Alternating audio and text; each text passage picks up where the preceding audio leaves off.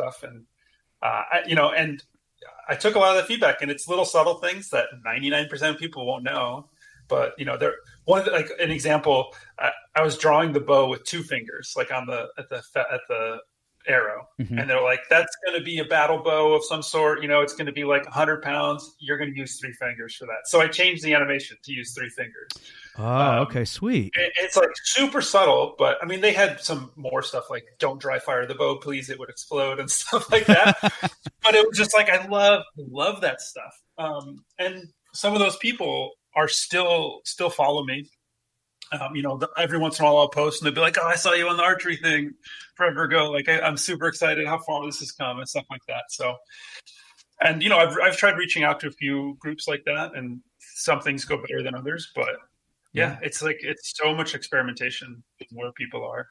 Yeah, no, and I think that's a great example because a lot of times people, I think, teams in general will just naturally think like, oh, indie gaming on Reddit, or other communities that are just focused on indie games. And while, yeah, those are great places to post stuff or to engage with people and everything else too, but knowing of these little intricate communities that might seem way out of the realm of things, like you shared with us, that can give you some much greater detail and insight to making the game probably more immersive and a more detailed experience than even if people pick up on it or not. I think it adds a lot more value to your game as a whole to know those things. Yeah, exactly. I may not choose to do all the stuff, but I'm choosing to not do it at this point, not doing, not being ignorant of it or something, which matters, I think. Right. Totally.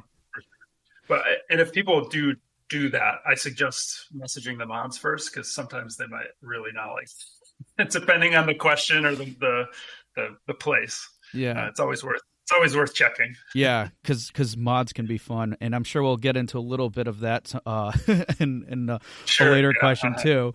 Because it could be a good time or not.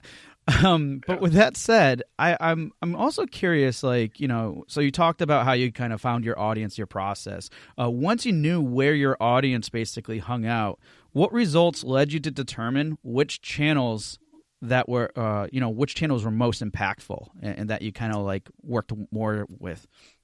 Yeah, it's not a great answer really. It's a lot of just like working hard on all of them for a while, okay, and seeing where the responses come and understanding the pace of responses. On Reddit specifically, indie gaming, which is a decent sized subreddit, and Unreal were the ones I were posting to most often early on. Indie gaming, though bigger, would have a really long run up on a post that did well. I mean, it would just take 2 hours to get any traction, and then it might do well.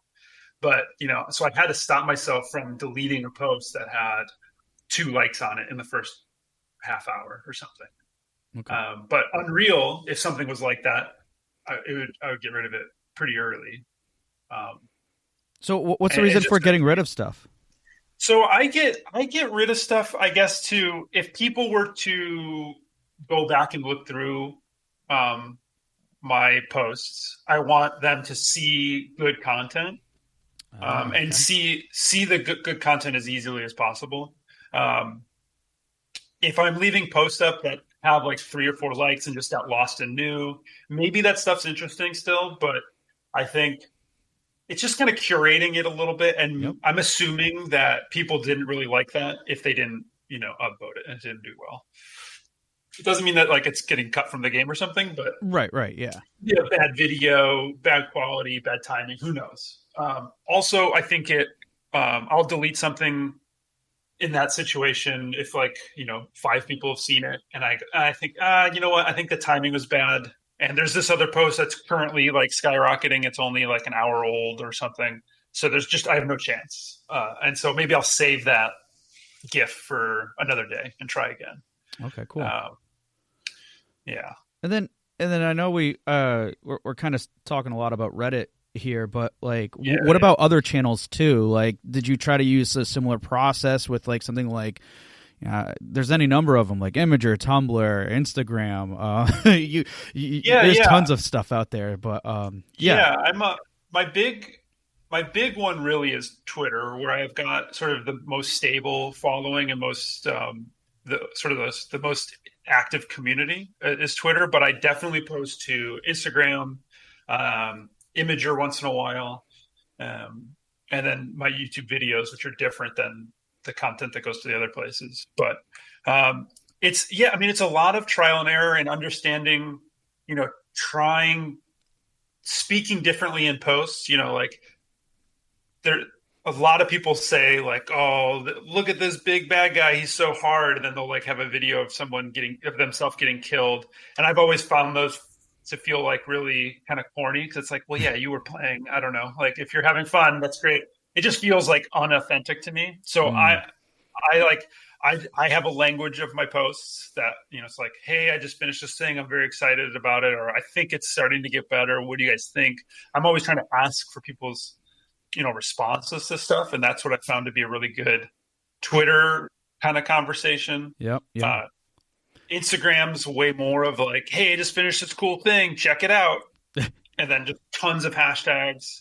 Or Twitter, I only do like one line of hashtags just because it gets kind of like gross on the post. And everything has like, I try to browse those places enough to see what I don't like and what is like kind of gets annoying to me seeing on a post every other swipe. But and then I try not to do them basically, because if I don't like it, like I better not be doing it myself.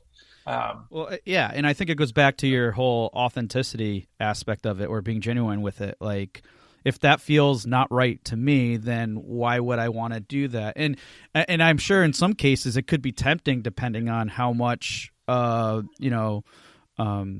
interaction it may have received. But at the same time, I think that's probably the best lens to approach it with, is like, is this me? And if it isn't, then why should I not be me?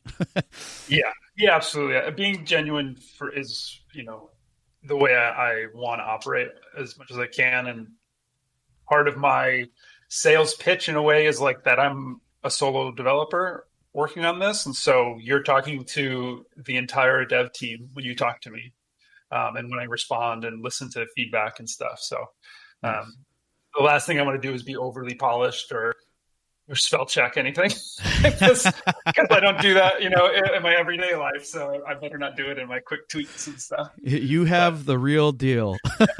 Yeah. This is my brain dumping text to you, everybody. And then one quick other question I have before I move on. You mentioned that you have a YouTube channel, but that the content there is a bit different. Do you mind elaborating a little bit more about your YouTube channel? And who that audience is, I guess. Yeah, the YouTube channel audience is much more developer centric. I've made a ton of videos around mostly animation, because that's what I'm very comfortable with and confident in my abilities for. But I've talked about some blueprints I did for like combo systems, and it's like mini tutorials, but it's sort of educational stuff. I've talked about what it was like working for a whole year on this project, and just, where I was, when I was doing good, when I was not doing good, kind of all of that behind the scenes stuff. I almost quit at one point, but I like had to force myself to get back into it, and like baby steps, because I was totally unmotivated for, a little bit. It happens to everybody in projects. Right. And, it's just like a myriad of things like that, of just sort of behind the scenes development, but definitely tailored to like as like mini tutorials, or almost like maybe not tutorials, but like talks. I try not to. And there's tons of tutorials out there, so you can just find like, how do I do X thing? That's pretty easy. Right. I try to speak more, and I think the marketing one is like this: is try to get like the mentality you want when doing this thing should be something like this. And the marketing one was like, just talking, I talked about a bunch of stuff, but it was like, think like this. Yeah. This will help you do the right thing, because I don't know what your project is, so I can never give you a tutorial to directly, have a really good Twitter or really good tweet. Like, I don't know. Yeah, It'll yeah, yeah. depend so much on your stuff. But this is the mentality that you should have going into things. At least that's the one that the mentality that I use. Yeah. So, And and the other ones are all just like, hey, this is a piece of the game, yeah, yeah. which is the difference. Yeah. And what I like about your YouTube channel too is something, prior to us recording the show when we were talking, is just you even said yourself, I if I could talk on forever about this and just share my experience, I totally would. And I think it's great, and I think that's really relevant in your in seeing in your YouTube channel, because it's, again, I think it speaks to not just your character but also your initial approach to your marketing, which is just being authentic. And it's not like you're I mean, sure, you can get a little bit more attention with the YouTube channel as you make your game, but your focus isn't necessarily about that. It's just, and the reason why I'm saying this is because I think it's important for people to know that, again, leading in with that authenticity is, and we've talked about it prior on the show here, and I'm sure the people have seen it everywhere else out there, that's probably the best thing to lead forward with. And I think you're just another great example of that and how you do those things. So not trying to comment you, but I guess I did, huh? Give you a compliment. I'll take it. No, but it's true. It's just a thing that I think it can be really hard for people, because it's sort of weird to, like, blast yourself out there. It's becoming more normal in our world, but it's still to be true to who you are. But people respond to that, Yeah. The one where I said, development of the year, that when I talked about it, people responded so much to me talking about, when I was having a hard time and getting unmotivated, and, they were thanking me for talking about how I got out of it, because they've experienced that stuff. And if I just pretend that I've just been gleefully making this game for 2 years, with no problems or speed bumps, then it's so unrealistic that, it's a little lie that everyone maybe would accept, but would feel off about. And then they will distrust what I say a little bit more, even if they don't think of it as like a betrayal. You know what I mean? It's not so extreme, but it's just like, okay, he's just saying things versus just being really honest. And I think then when I ask for response or say that I will listen to feedback, and I do mean it, people hopefully believe me, because I don't just say stuff, right? I follow through with everything I talk about or ask or whatever. So, no, awesome. Yeah. I mean, yeah, and like you said, it can be a challenge for some people to get to that point, but and it doesn't mean that everybody has to be either. But just being true to yourself is probably the bottom line to go about it. So yeah, I'm curious now. I want to kind of go back to Reddit, because I know for a lot of people out there, Reddit itself can be fairly difficult to navigate, and oftentimes, I say it myself, it can be a double-edged sword. So how do you think your approach to Reddit, because that was the platform that seemed the most successful for you in getting results, how do you think your approach to that platform differs from other indie devs that want to use Reddit to create awareness for the game? It's a tough one. So definitely, I mean, anyone who's looking to do it should get on there and look at, 100 posts on indie dev, the subreddit, and just like look at stuff they like and don't like. Because there's definitely patterns where people will, ask for help, but not post any information. So it's really hard to help them. Or they'll say, like, here's a quick look at my game, and it's literally, a forest without any gameplay or information in it. And it's probably like the first time they're showing. It might be all they have. That's totally fine. And honestly, there's nothing wrong with that post, but it's about saying that you have to say what is really going on, and not assume that people will have the information that you haven't given them. And I see a lot of like just generally posts that lack information. And so if the post doesn't have the info, or seems, it's not even intentionally misleading, it's like misleading through omission or something. It's like people will and seem to skip that stuff pretty quickly. But when you say, like, I've been working really hard on this particular thing, I know it still has trouble, but what do you think about this particular thing?